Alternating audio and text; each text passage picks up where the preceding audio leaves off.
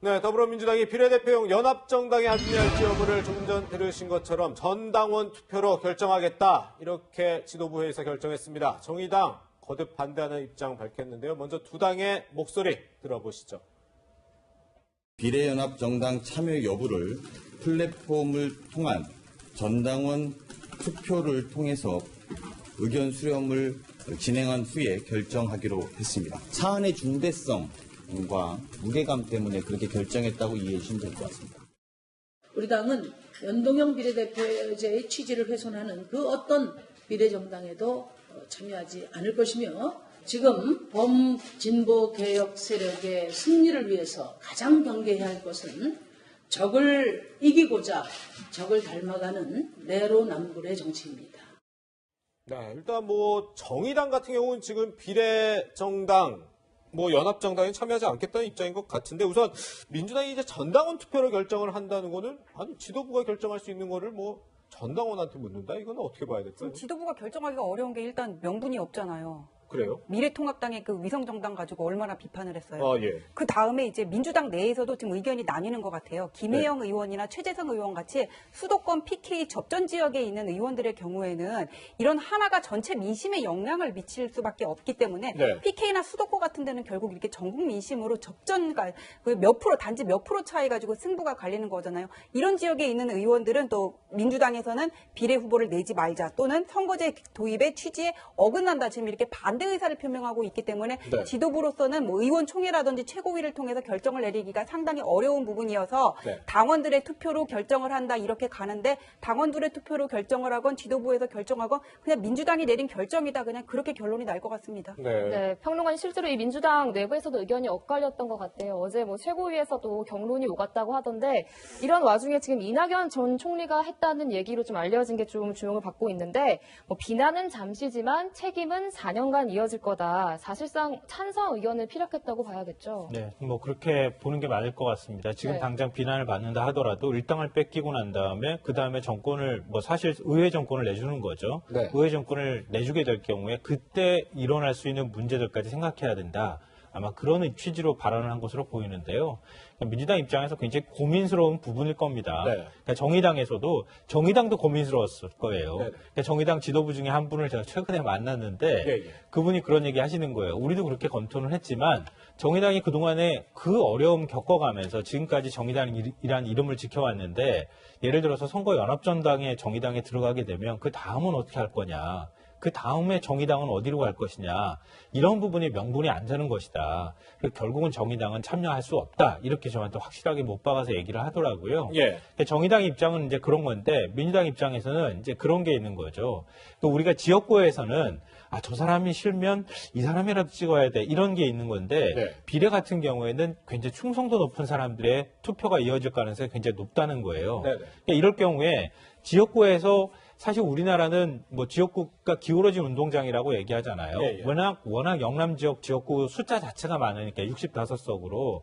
근데 그거를 수도권 지역이나 이런 데서 벌충하면서 그동안에 민주당이 일당이 되는 모습들을 만들어 왔는데 예를 들면 지금같이 보수가 확실히 결집되고 1대1 구도가 만들어지는 상황이고 거기에다가 정권 심판론이 조금 더 작동하게 될 경우에는 지역구 의석 자체도 기울어질 가능성이 있는 데다가 거기다가 비례형 위성정당이 미래한국당을 어떤 비난이든 명분 그런 거 다 떠나서 현실적으로 만들게 될 경우에 지금 준연동형 비례대표제 의석이라고 하는 30석을 미래한국당이 가져갈 확률이 굉장히 높단 말이에요.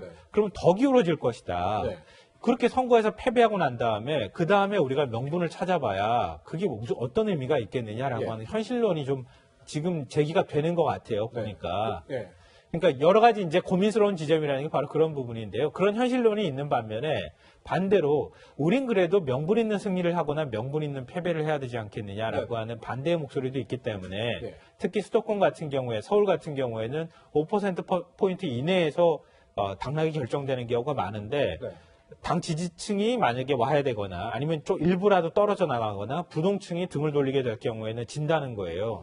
그 어느 쪽이 더 무게가 많이 나갈지를 지금 지도부에서 판단하기가 굉장히 어려운 상황인 겁니다. 네네. 그러니까 일단은 지지층의 의사를 확실히 물음으로 인해서 우리 당을 찍어야 할 사람들까지 등을 돌리거나 아니면 이탈되지 않도록 하는 명분을 최대한 만드는 게 좋겠다고 해서 전당원 투표로 간 게 아닌가 싶습니다. 그런데 사실 민주당이 우회 방식으로 택한 게 연합정당이었는데 방금 말씀해 주신 것처럼 정의당은 참여할 가능성이 높지 않아 보여요. 그리고 민생당도 지금 이 연합정당에 대해서 부정적이에요. 그러면 사실상 민주당의 독자적인 비례정당이 되는 건데 그러면 왜 선거법을 왜 처리한 거냐 이런 비판에도 직면할 수 있거든요. 지금까지 나온 얘기를 보면 민주당이 독자적인 비룡 위성정당을 만들지는 않을 것 같아요. 현재 분위기로는. 아니, 정의당과 민생당이 불참을 할 경우. 정의당하고 민생당하고 불참을 하면 녹색당이나 미래당이나 다른 진보 세력들이 들어올 수 있도록 하는 네네. 그런 모양을 최대한 만들어야 그래야 명분이 살 거라고 보는 것 같아요.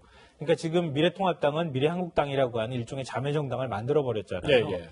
민주당은 그 자매정당까지 가게 될 경우에는 역풍을 맞을 가능성이 있거든요. 네. 그러니까 최대한 다른 소수의 어떤 정치 세력들이 원래 준연동형제로 배정한 30석이 그런 거니까 네. 그런 소수의 정치적 의견을 갖고 있는 정당이나 이런 사람들이 먼저 우선해서 비례를 받을 수 있도록 하고 네. 민주당은 후순위로 비례를 받겠다. 예. 이러면서 우리 예전에 그 정당 득표에서 비례 의석할 때 그러잖아요. 한 비례 20번까지를 사선으로 놓고 네네. 당대표가 한 20번 받는 경우 있잖아요. 그렇죠. 배수의 진을 친다. 네, 그런 것처럼 민주당이 그런 방식으로 취하면서 최대한 명분을 만들 가능성이 있어 보입니다. 예, 그렇군요. 네, 이런 가운데 아까 말씀하신 것처럼 진보 진영에서는 지금 여러 비례정당이 나오고 있는데 어제 정봉주 전 의원과 손혜원 의원이 열린 민주당을 창당했습니다. 그 현장의 모습 먼저 보시죠. 오늘 우리 둘은 인당수에 뛰어든다. 그렇죠. 인당수에 뛰어드는 심정으로 하고 그 뒤에 용왕으로 부활할 것이다까지 말씀을 하셨는데 용왕하시기엔 체구가 너무 작지 않나? 요즘 스몰 사이즈 인당수에 뛰어든다는 것은 우리가 사직생이죠. 예. 우리가 지금 몸을 던지면 나중에 가서 살 수 있다라는 생각으로 해주셨으면 좋겠고.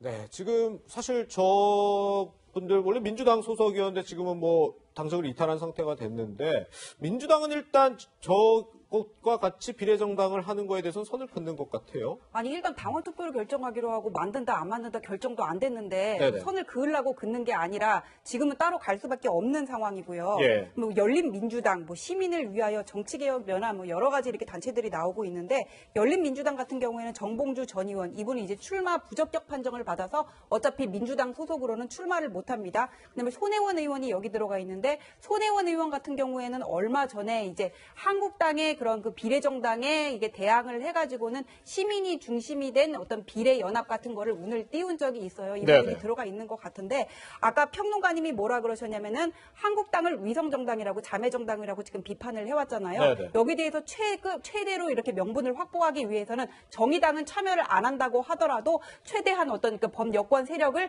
하고 어떤 규모라든지 그 순번에 있어서 양보를 해야 된다 그렇게 말씀을 하셨는데 네. 그런 명분을 확보하기 위해서라도 결국은 다 이렇게 하나로 통일이 되지 않을까. 뭐 플랫폼 정당 이런 말도 나왔는데 결국에는 다 이렇게 하나로 가야지 지금은 뭔가 이렇게 결정이 안 돼 있었으니까 난립을 하고 있는데 예. 결국은 그렇게 가는 거지만은 이게 뭐 자매, 뭐 친근한 사촌 이렇게 해가지고 다 분리할 수 있는 건지 저는 그런다고 더 명분이 쌓아지는지는 잘 모르겠습니다. 그렇군요. 네, 네. 평론가님, 뭐 이런 가운데 민주당이 공천 과정에서 80년대 학번, 60년대생, 이른바 86 운동권은 무난히 공천장을 받았다 이런 논란도 있는 것 같아요.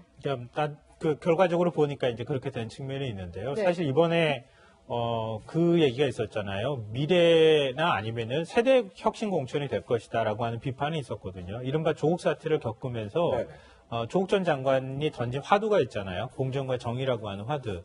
특히 공정이라고 하는 화두로 볼 때 386 세대, 지금 이른바 586이라고 불리는 세대들은 뭔가 세대 교체가 되어야 되는 거 아니냐라고 얘기가 나왔는데 근데 또 그런 게 있나 봐요. 제가 물어보니까 상당수 지역구에서 단수로 그 신청을 한 거예요. 네네. 경쟁자가 아예 못 들어온 거예요. 현역이다 보니까. 네, 신인이 들어와가지고 네. 당 중진하고 싸워서 이길 가능성이 별로 없다고 본 거죠, 미리. 예, 그렇군요. 그러다 보니까 컷오프 아니면은 공천 주는 거 둘 중에 하나밖에 없는 상황인데 예. 컷오프보다는 공천이 차라리 낫겠다, 뭐 이렇게 판단한 것으로 보입니다. 그렇군요.